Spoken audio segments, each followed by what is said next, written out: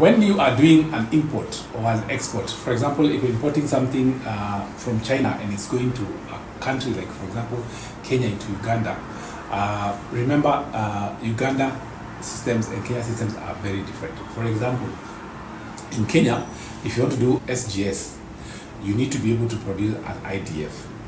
In Uganda, all you need to do is to provide an invoice and a packing list. Now, Uganda systems for taxes are different from Kenya.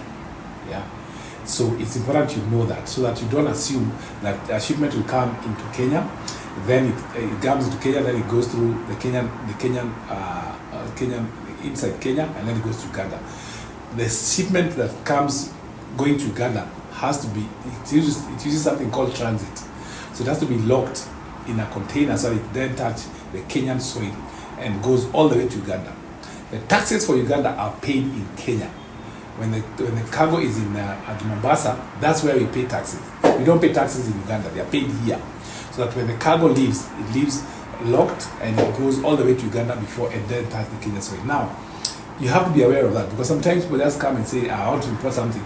If you're going to follow the system, understand Uganda has a different tax regime. We are all in East Africa, but the requirements are totally different from Kenya.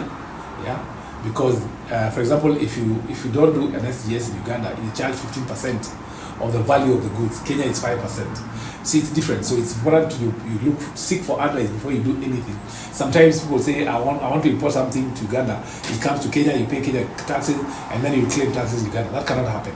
But if you're bringing something to Kenya, to Uganda, make sure that clearing agent who's advising you, make sure that you're doing a transit from Mombasa all the way to Uganda without touching the Kenyan soil, and then the requirements are totally different.